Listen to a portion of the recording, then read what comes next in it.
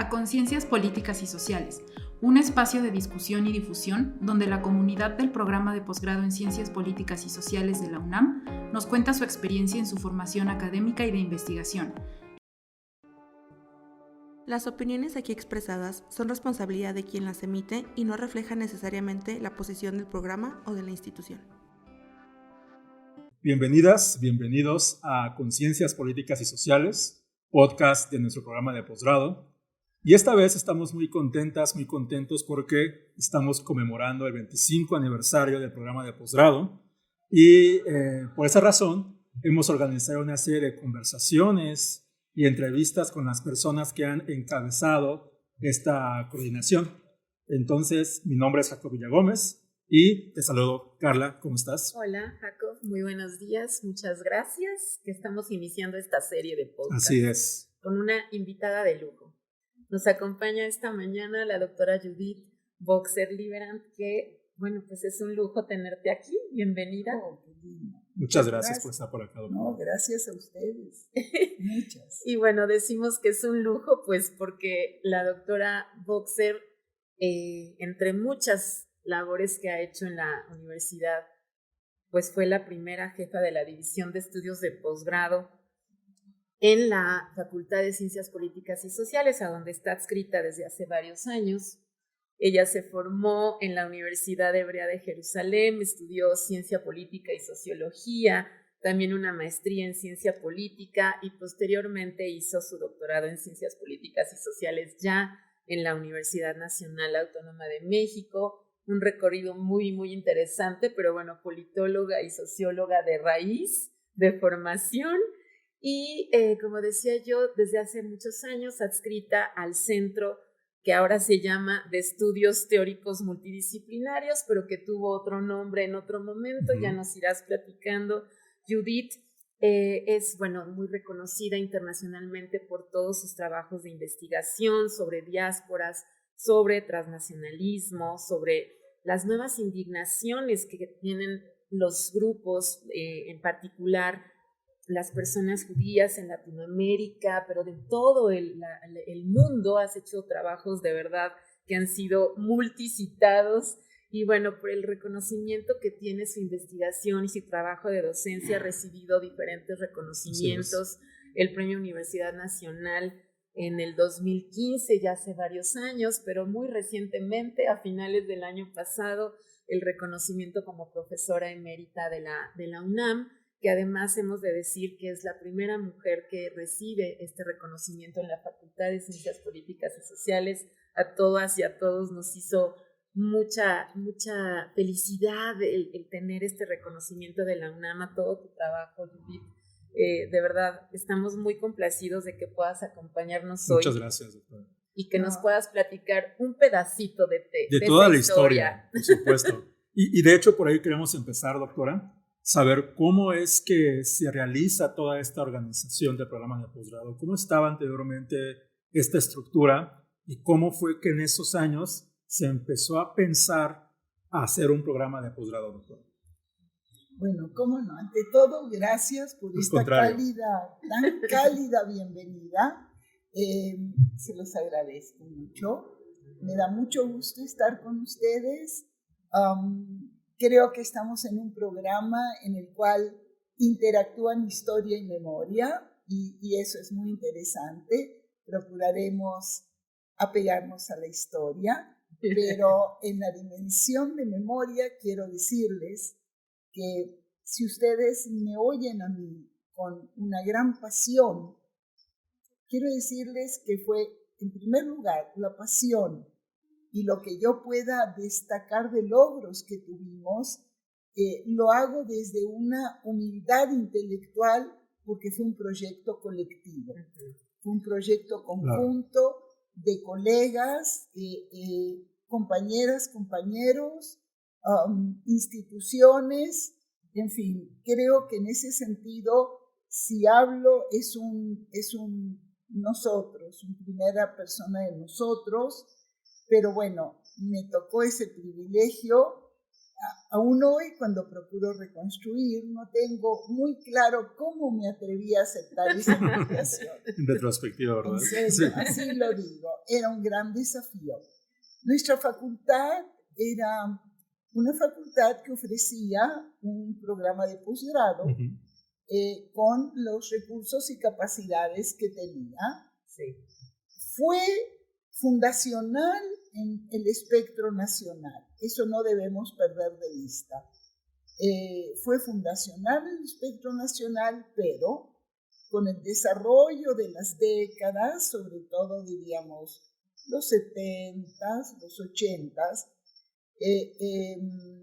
mucho en parte como respuesta a ese 68 que marcó un desafío a la estructura académica universitaria, florecieron muchas instituciones que pues compitieron inicialmente con la UNAM, fueron nutridos por ella, pero también como hijos creativos la fueron en muchos aspectos sobrepasando, y nuestro posgrado de la universidad de algún modo quedó tal vez en los laureles de lo que logró inicialmente, cuando tuvo que debatirse, como se debatió la ciencia política en nuestra facultad, entre su dimensión académica y su dimensión profesional, entre su distancia y su cercanía con el sistema político. Entonces, bueno, llegamos y nos dimos cuenta que el desafío era muy amplio. Nuestro desafío era pues acceder a volver a tener un lugar de liderazgo, porque nuestro marco fundamental es la Universidad Nacional Autónoma de México. Y dicho esto, la facultad es una parte, un eje articulador, pero había otras instancias dentro de la facultad, dentro de la universidad, que podían sumarse a este proyecto. O sea, el marco se había ampliado, por decir de alguna manera. Debía ampliarse. Ese fue, mira, una de las cosas, una primera fase fue en el 95, me invitan a tomar la responsabilidad de ser jefa de la División de Estudios de Posgrado. Lo asumo, y en el 97 ya comienza a vislumbrarse las aprobaciones que se dan dentro de la universidad de aspirar a un nuevo reglamento de posgrado. Y entonces ese nuevo reglamento era una invitación a sumarnos, pero también significó en muchas instancias un referente como de resistencia al cambio, ¿no? Como que la identidad de cada espacio se veía resguardada por la propia estructura institucional, ¿correcto? Y entonces yo les puedo decir que lo primero que tuvimos que hacer, y lo hicimos de un modo muy extenso e intenso, fue hacer diagnósticos adecuados que nos permitan entender qué es lo que tenemos, a qué podemos aspirar y con qué recursos. Es desde el 97, 98, hasta que es aprobado al finalizar la década, y en esa coyuntura tan difícil de la huelga que nos atraviesa la universidad, realmente nuestro ejercicio fue un diagnóstico al que fuimos sumando actores. Todo el tiempo. O sea, quiénes eran nuestros estudiantes, quiénes habían sido, cuáles eran las características, cuáles eran los campos de conocimiento que podíamos ampliar, qué podíamos ofrecer, cómo articulábamos las 5 disciplinas de la facultad, correcto. Entonces, fue un ejercicio fascinante y tan desafiante y tan difícil. Bueno, porque digamos que el conocimiento fluye, ¿no es cierto? Y hay 2 referentes. Uno, las comunidades que lo generan y lo transmiten, que tienen sus dinámicas, una identidad muy marcada. Y por otra parte, ¿cuál es el ordenamiento de nuestra universidad? ¿No es cierto? facultades, centros, institutos, que hoy, ya desde el siglo XXI, los vemos como rebasados por lo que nos pide la propia complejidad. Sí, la demanda, ¿no? La propia demanda. Correcto. Pero entonces, a ver, Judith, lo que nos cuentas es que primero se reestructura en el 97, ¿no? Hay una reestructuración. Es el diagnóstico. Ese es el diagnóstico, ok. Que nos lleva a concluir que estamos listos para reestructurarnos siguiendo los lineamientos que la universidad tiene del nuevo posgrado. Y entonces hacemos una propuesta de sumarnos con el Instituto de Investigaciones Sociales. Claro. Y tenemos que aprobar este proyecto, ¿correcto? De acuerdo. Y no fue fácil aprobar, porque por una parte todos los diagnósticos académicos apuntaban a la necesidad de ofrecer un programa de posgrado conjunto. Todos los actores se veían todavía muy... A ver, ¿qué es? ¿Es la facultad? ¿Es el instituto? Claro. Había dudas, tal vez, ¿no? Ya estaba, el CISAN ya estaba también. Ahí está, Uh-huh. Se suma inmediatamente después el CISAN. Bueno, es aprobado finalmente en el 99, no, 2000, correcto. También entra desde el principio el CRIM. Inmediatamente después. Después. Tal vez tengo algo para darte que sería muy, muy lindo, que es los panfletos que hicimos. No los panfletos, era más que los cuadernos. Los cuadernillos. Parte del diagnóstico era que debíamos recuperar una identidad prestigiosa. Sí. Entonces verás cómo se van sumando las entidades. Eso está muy interesante. Está muy interesante, muy bien. Y, claro, la huelga. Claro, es un fue momento justamente fuerte, el periodo. 99. Exactamente. Entonces, piensen ustedes que en plena huelga nosotros teníamos que presentar ya con una nueva generación, la que lleva becas, porque sin becas era y la universidad cerrada, porque duró un año. Así es. Entonces, bueno, ¿cómo ofrecemos becas? Pues tenemos que ser evaluados. ¿Cómo nos evalúa CONACYT si estamos cerrados? Pero los primeros meses nos recibió Flaxo, la Facultad Latinoamericana de Ciencias Sociales. Estando allá, pues le pedimos a CONACYT que nos evalúa, nos da un bona fide muy, muy generoso y la primera generación puede ser convocada, pero ¿dónde? Porque Flaxo, la verdad es que éramos como una película de Saura.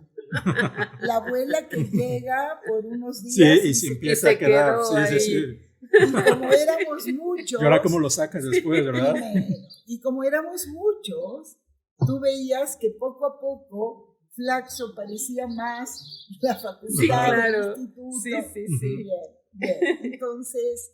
¿Y ya los evaluaron en ese momento con un programa nacional de posgrados o todavía no estaba esa configuración? Inmediatamente después entra eso. Exactamente, entramos. Fíjate, previamente, por ahí del 98, pido que por favor nos evalúen como miembros del Programa Nacional, el Sistema Nacional de Posgrado. Y lo hacen. Lo hacen todavía antes de la huelga y antes dándonos también una bona fide a la reforma. Y debo decirte un elemento que no podemos perder de vista.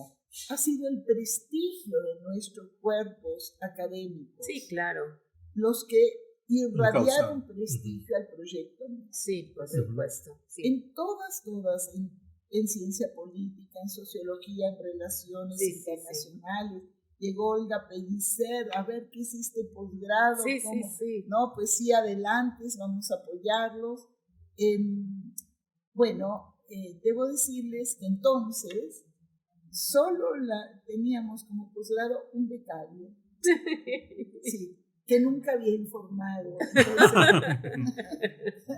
Era como realmente una sensación de prehistoria. Sí. Claro. Que nos quedamos en los laureles y bueno, pero aquí vino una movilización y todo el mundo se comprometió de un modo excelente. Entonces, súper interesante, se comprometieron de un modo excelente. Había quienes debíamos coordinar más, explicar que no estábamos sustrayendo a nadie el posgrado, sino al contrario, estaban sumando más gente. Eso fue una maravilla.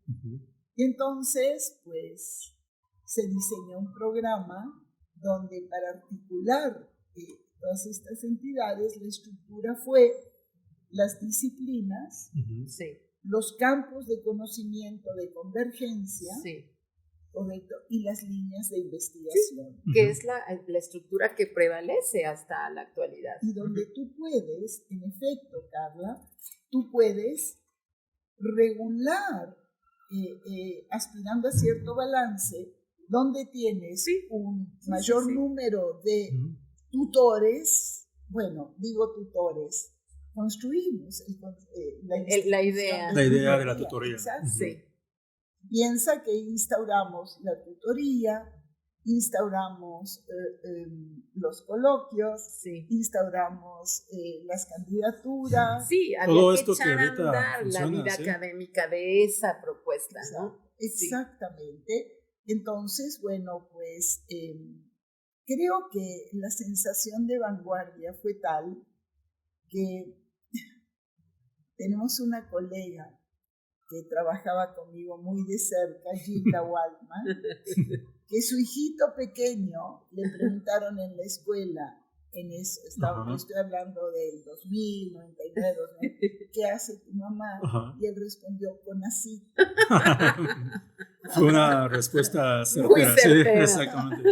Eso teníamos que resurgir, yo creo que sí nos dieron una gran bona fide, etc. Y entonces, si tú me preguntas, yo debo decirte algo que es muy impactante. Sí. Más allá de la concepción intelectual, no es más allá, es con ella. Y fue una concepción de cruzar fronteras disciplinarias sin cancelar la especificidad disciplinaria, reconocer la sofisticación de las metodologías en cada caso, llevar a un diálogo entre comunidades que no lo hacían previamente, tratando de explicar que, bueno, no era quiénes son, tú sabes, ese es el gran tema, disciplina, un equilibrio, buscar ese equilibrio. Claro, entonces eso se construyó y bueno, en el momento que a lo mejor ustedes me quieren preguntar y yo estoy hablando. Claro. Sí, claro. No fue un ejercicio sintético. Claro. Sí, porque sobre todo fueron periodos que, como bien comentábamos, difíciles en cuestiones de la huelga, que estaban como alrededor de toda la universidad. ¿No? Claro. Y sobre todo esta resistencia que tal vez pudo haber tenido de ser un posgrado local de una facultad a expandirlo hacia afuera, ¿no? Y luego experimentar algo que fue la extraterritorialidad, a saber, la universidad estaba cerrada, nosotros habíamos lanzado ya la convocatoria, la primera generación de nuevo posgrado, ¿dónde lo hacemos?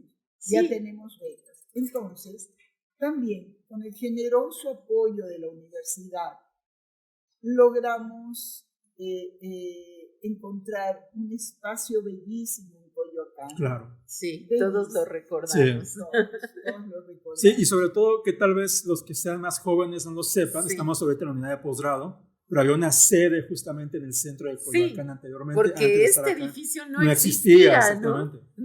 ¿no? No, claro, fue posterior y además porque estábamos cerrados y teníamos que empezar. Si no empezábamos, entonces ya no podíamos. La verdad es que peligramos entre la convocatoria, las becas y no dónde ofrecer, no lo teníamos.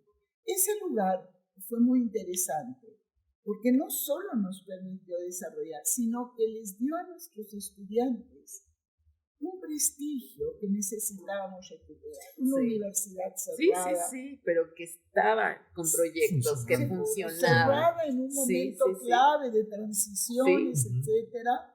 Entonces, bueno, ¿por qué no tener un espacio como ellos? Lejos de ser lo que alguna vez alguien pensó que era un lujo que no debíamos tener, fue realmente para los estudiantes fundamental en ese momento, en ese contexto. Una maravilla. El lugar era precioso, cerca estaba la Casa de las Humanidades, podíamos realmente, y ahí trabajamos mucho tiempo, con prácticas nuevas, creando todo el tiempo, y quería decirles algo, pero creo que dije, voy a esperar a que me pregunten para decirles. No, porque, digamos... Pienso en los retos. Pienso, por ejemplo, este reto, ¿no? De subirte a esa oportunidad en toda su dimensión. El momento que históricamente se estaba viviendo, la posibilidad de una estructura nueva en la universidad, la convergencia, porque también estoy recordando, ¿no? Mientras algunos intelectuales decían la crisis de las ciencias sociales, el fin de la historia, aquí se estaba pensando en generar una nueva propuesta académica, abrir la posibilidad a esto, ¿no? Y darles a los estudiantes y al profesorado también esta nueva dinámica. ¿Cuántos retos para ti con un CONACYT que te está diciendo, a ver, vamos a apoyar, pero la universidad cerrada, y luego, ¿cómo empezar este proyecto, como decías tú, extraterritorialmente? Porque no tenías la infraestructura física, tampoco estaba esto, se alojó el posgrado, el programa de posgrado dentro de la facultad, y hasta después se generó esta parte de infraestructura. Son cambios tremendos, cuánta resiliencia, de verdad. Lo fue muy apasionante. Yo debo decir que mis proyectos, digamos, intelectuales, institucionales, etcétera, ha sido, yo creo, fundamental la experiencia. Y de ahí también, para consolidarlo, la permanencia que exigió. O sea, no era una voluntad de quedarnos todo el tiempo, sino la necesidad y la petición, sobre todo venía siempre de las autoridades, tanto de la facultad, del instituto, como de rectoría. Sigan consolidando esto porque es muy importante. Claro. Sí. Entonces, hoy en la mañana dije, vengo para aquí y quiero comentarles algo. Desde el momento que fue creado el posgrado en la facultad, en 1967, y hasta julio del 2012, que acaba mi gestión con ya la reforma consolidada, se han formado 2.348 científicos sociales, 1.573 maestros, 775 doctores. Pero a ver, ¿cómo se distribuye estas cifras? Del 63 hasta el 94, donde vamos a empezar a ver los primeros impactos, el programa graduó 536 alumnos. Sí, o sea, un pico tremendo. Sí. Un promedio anual de 17.4 maestros y 8 doctores. Pero de 1995 al 2000, donde se inicia ya con toda la fuerza, la revisión, etcétera, etcétera, tuvimos un total de 265 y 100 maestros y 114 doctores. Sí, es impresionante. Sí. Claro. Se responde a una necesidad, a una demanda social también. En este periodo del 2000 al 2012, que es donde creamos y todo, en ese periodo se modificó significativamente estos valores.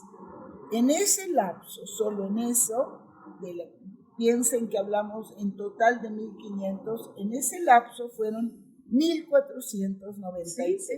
Sí. O sea que hicimos una tarea impresionante, rescatando a quienes habían... Claro, pero formando realmente, ¿no? Haciendo una formación fue fascinante. Reflexiva, disciplinaria, especializada. Sí.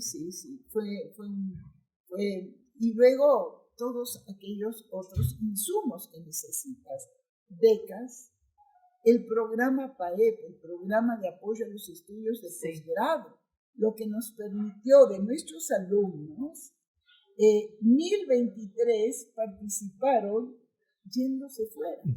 Eso fue una parte elemental para la movilidad internacional. Una internacionalización, la vista, la experiencia del estudiantado de ir fuera. ¿No es cierto, Carla? Fue fundamental. Nosotros hicimos un estudio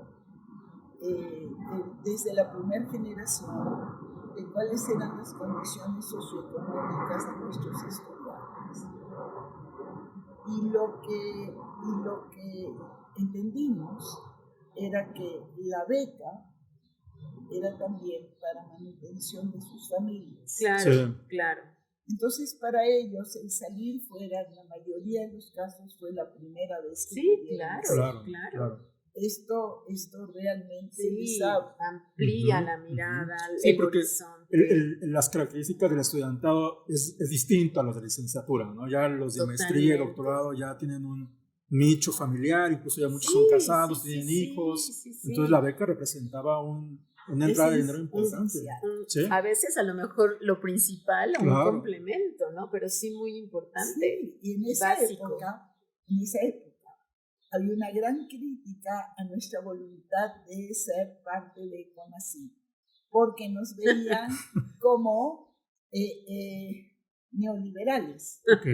Neoliberales. ¿Qué vueltas que da la vida? Eran otros tiempos, dijeron. Sí, otra política pública, ¿no? Ahí está un ejemplo de cómo cambian las políticas públicas. Claro, toda una generación que decía no vamos a obedecer las directrices, los designios, exactamente. Y entonces fue muy interesante porque había que explicar que no era suficiente ponerse la camiseta de la UNAM, había que dar apoyos para que y así fue. Se recortaron los años de graduación.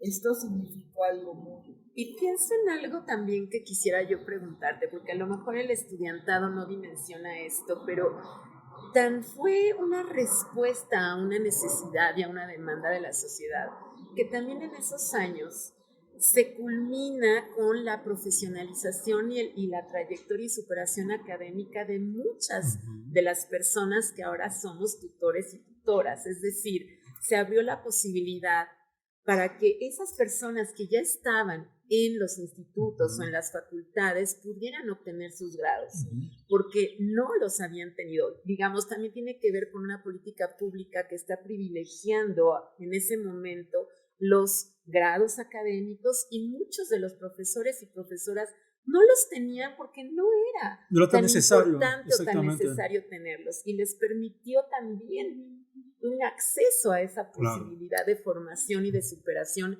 en donde la universidad se va a volcar hacia un número muy importante de personas ya con grados, ¿no? Totalmente de acuerdo. Y con esto quiero decirte que ahora tú, al frente del posgrado, la experiencia que tienes es, creo yo, pero desde antes en nuestra vida académica e institucional. Por una parte, nuestros proyectos responden a necesidades y condiciones cambiantes, pero por la otra las crean también. También, claro. La existencia misma de este posgrado creó una conciencia, en efecto, en muchos de nuestros profesores que pensaban que la licenciatura era una estación de llegada. Entonces tuvimos, creo yo, el desafío, y bien logrado, de ser rigurosos académicamente y flexibles en tratar de evaluar qué equivalencias había para que alguien no tuviera realmente que imaginar que los años que publicó, que los años sobre todo que publicó, que investigó, que hizo docencia, no son tomados en cuenta. Entonces esto permitió realmente, creo yo, una respuesta. Y por otra parte, también salimos hacia afuera. Claro.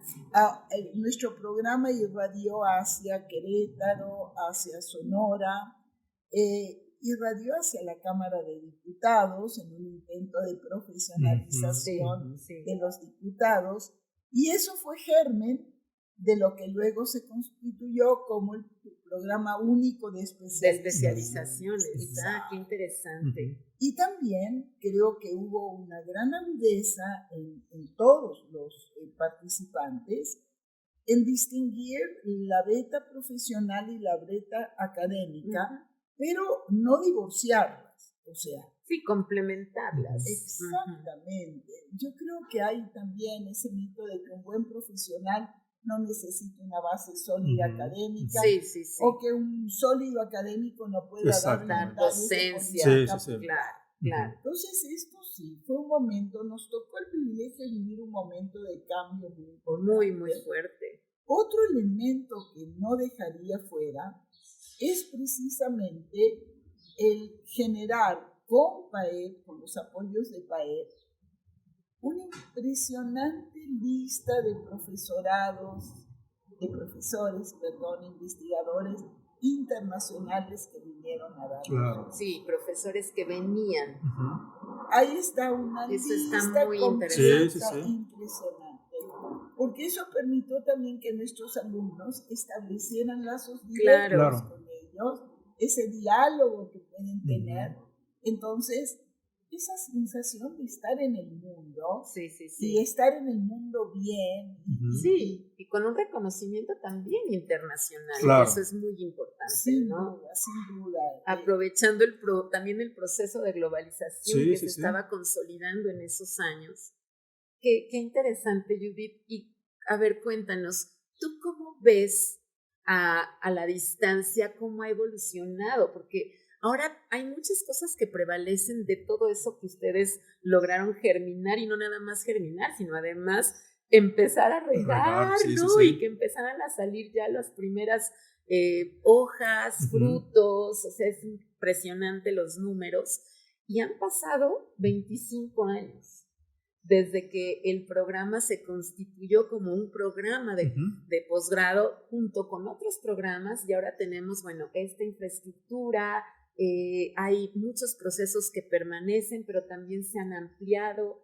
¿Tú cómo lo ves a la distancia? ¿Qué reto crees que pudieras ahora imaginar para el programa? Sí, y sobre todo al margen de lo que dices, Carla, las nuevas disciplinas que han surgido, las nuevas líneas de investigación, como otros retos que enfrentan las ciencias sociales. Entonces, justamente en esa pregunta, ¿cuáles son las perspectivas que usted ve en el posgrado? Claro, muy bien. En primer lugar, quiero decirles que una vez aprobado, echado a andar, etcétera, nos fuimos a un segundo proceso de evaluación grande, de autoevaluación. Esto es algo que yo quiero decir. Somos ciencias, hacemos ciencia. Entonces, nuestra autorreflexión debe ser fundamental. Y permanente. Y lo hicimos con cambios también fundamentales. Las estructuras, las nuevas líneas de investigación, cuándo y cómo deberíamos alentar las candidaturas, qué apoyos necesitábamos, cómo abrir, cómo cruzar fronteras. Piensen que cuando iniciamos, y ahorita voy a tu pregunta, seguíamos este dictum de la Comisión Gulbenkian para las ciencias sociales. Wallerstein. Claro, Emanuel Wallerstein, que llegó, tuvimos una gran reunión con nuestros tutores, y bueno, si Wallerstein decía abrir las ciencias sociales, era legitimar nuestra propuesta. Bueno, claro. Entonces, esto continúa. Pero hoy por hoy debemos cruzar fronteras no solo hacia las humanidades, sino también hacia otras ciencias. Sí, hay que promover esa transdisciplina, esa multidisciplina. Sin lugar a dudas. Para resolver además problemas globales y multidisciplinarios. Y no solamente disciplinariamente, sino institucionalmente. Exactamente. Totalmente de acuerdo. creo que en este momento ese era nuestro diagnóstico y por tanto nos exigía. Entonces, 2008 a 11 hicimos otra vez una evaluación cabal con la participación de nuestras voces, etcétera. Entonces, ¿qué es lo que yo veo? Yo veo que sí, la verdad es que solo el compromiso con pensarnos a nosotros mismos, ¿no?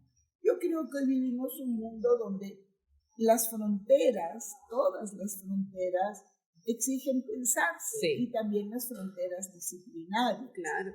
Un mundo crecientemente complejo. Muy. Un mundo donde debemos formar a nuestros alumnos con la conciencia de que el conocimiento científico tiene que también tomar en cuenta la incertidumbre. O sea, no estamos trabajando en contextos de incertidumbre. Entonces, esto implica también tomar una visión integral, amplia de los riesgos, de cómo asumirlos, el saber que debemos superar cualquier forma diría yo, de ortodoxia que piensa que si la realidad no se ajusta a nuestras teorías, peor para la realidad. No es así, peor para nosotros. Entonces yo veo este es un gran desafío. Un segundo desafío fundamental es el tratar de explicar, de difundir que las ciencias sociales son tan duras porque tienen que tratar con duros problemas de la realidad social, que no pueden ser marginadas frente a la opción de otras ciencias, ¿no es cierto? Quitar ese estigma que existe, ¿no? Yo creo que sí, que es mundial, ¿no es cierto? Sí. Porque nuestras demandas también de presupuesto son menores. Son muchos menores, entonces lo vemos en las evaluaciones, etcétera.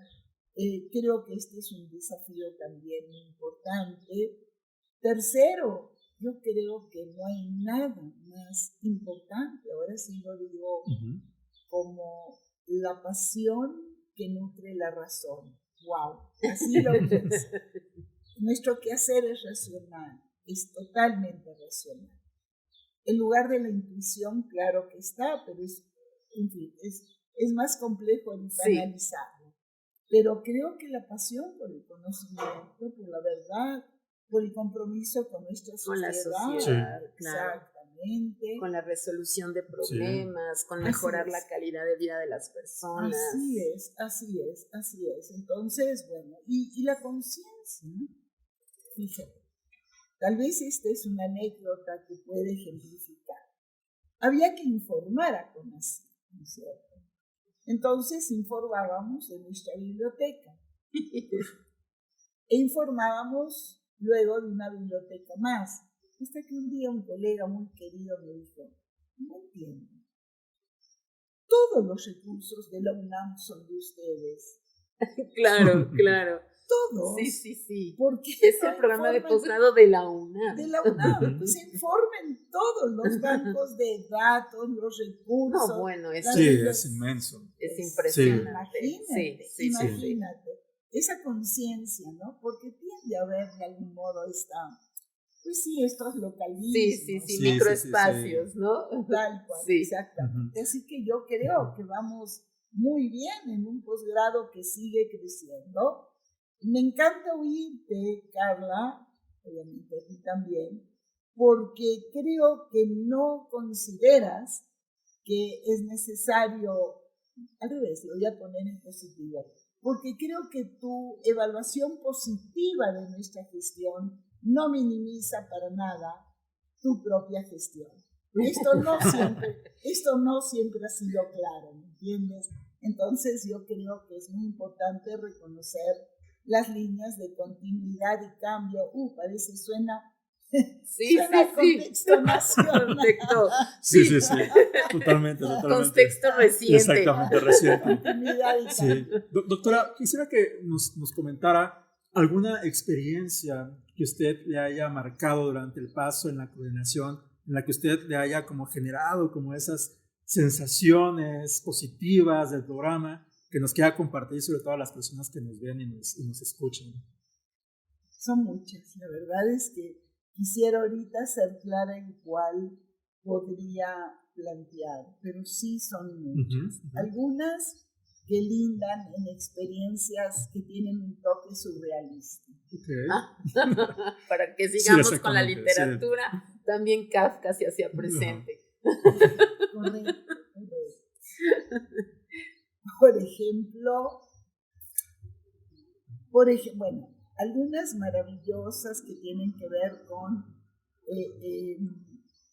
esta sinergia que se creó entre profesorado visitante, alumnos, otras instituciones, y el sentir que todo el mundo reconocía que aquí había un programa que se despertó de una facultad con mucha fuerza, de otras instituciones. Eso pues era muy halagador realmente. Y para mucha mí, responsabilidad también, ¿no? Sí, un reto inmenso. Sin duda. Hubo una época que yo vivía. Si hubieras tenido un hijo chiquito, te hubieran dicho posgrado. Exacto. Su primera palabra. Sí, exacto. Lo podía llamar posgrado. Pepe, programa de posgrado. Sí, algo así. Si hubiera sido hombre. No, muy bien, adecuado. En serio, empezaba a las 9 de la mañana y llegaba a mi casa a las 10, 11 de la noche. Sí, te demandaba mucho tiempo. Mucho. Sí, fueron años de pizza, de sushi, no sé. Sí, exacto. No de horas extras. Sí. Era pero, por ejemplo, situaciones muy interesantes es cuando fui a pedir que nos evalúen estando en clase.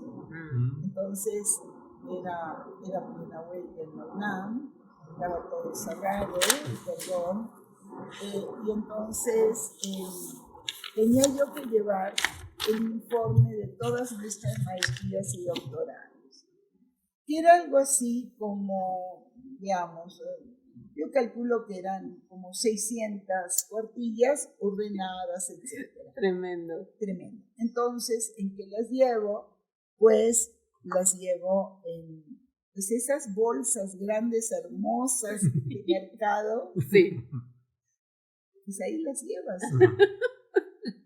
Y yo estaba esperando que me reciban afuera, estaba con mis bolsas, estaba diciendo, Yuri, por favor piensa, no vienes a pedir para ti, vienes a pedir para tus alumnos, sus becas, por favor no permitas que no te evalúen, todo el tiempo, hasta que se abren las puertas. Permítanme omitir quién fue, pueden calcularlo por los años. Sí, claro. Y entonces me habían recomendado con él. Él sabía que recibía a alguien que iba a tomar en cuenta. Me había recomendado a alguien, un colega muy reconocido. Y entonces me mira y me dice, hola, ¿de dónde vienes? ¿Del mercado? No, bueno. Ese fue un momento. Esa es una buena anécdota. Sí, una buena anécdota de tratar de explicar. Yo dije, ¿qué le digo? ¿Que al mercado va mi marido? No le digo porque estoy llegando al mercado también, porque vengo por las becas. Esa fue mi respuesta. Vengo por becas. Interesante. Esa fue. Luego hay otras, pero en general con alumnos. Con alumnos es lo más. Hemos tenido alumnos que les hemos cambiado la vida. Definitivamente, sí. Les hemos cambiado la vida y en general reconocen eso. Claro. Así llegan. Hemos tenido alumnos que están insertos hoy en lugares de toma de decisión. Sí, porque pareciera que son como cifras nada más, pero en realidad es una historia de vida. Y a estas alturas que toman decisiones en todos los ámbitos, nacionales, microespacios, es decir, subnacionales, pero también regionales, internacionales. Fuimos una oferta y somos una oferta para América Latina. Hubo un momento que fue muy fuerte para hijos de latinoamericanos en Canadá y Estados Unidos, Europa, obviamente. Sí, lo vemos ahora. ¿No es cierto? La cifra de estudiantes extranjeros es impresionante. ¿No es cierto? ¿Cómo ha aumentado? Sí. Y claro, esto como todo proceso, como todo producto de conocimiento y de institucionalización, sí, va creciendo, requiere mucha, diría, un gran esfuerzo de sostenerlo, de mantenerlo, de saber que es perfectible, que siempre puede renovarse. Que es dinámico. Sobre todo. Creo que sí, esto fue muy interesante. Judith, ha sido de verdad increíble poder platicar contigo, entender todo este trayecto, el transcurso histórico y no nada más eso, sino también personal.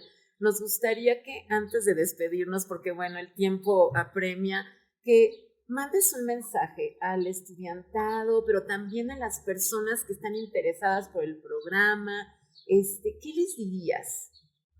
Pues yo les diría que en este momento las ciencias sociales son relevantes, son fundamentales. Les diría en segundo lugar que esta universidad ha crecido y tiene un lugar destacado, está entre las principales 100 universidades del mundo. Les diría que vengan con nosotros aquí, porque realmente podemos seguir construyendo un futuro, digamos, más comprometido con una convivencia social y humana que nuestro entendimiento pueda ayudar a conformar.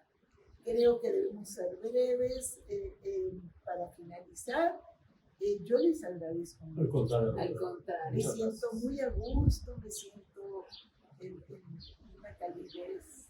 En casa. Siempre en casa. Muchas gracias. Pues muchas gracias, Carla. Al contrario, Jacob. Por estar por acá, y a las y los demás que nos están escuchando y viendo, los esperamos para el siguiente episodio de esta serie de entrevistas que estaremos realizando. Muchas gracias. Hasta la próxima. A Conciencias Políticas y Sociales. Nos vemos en el próximo episodio.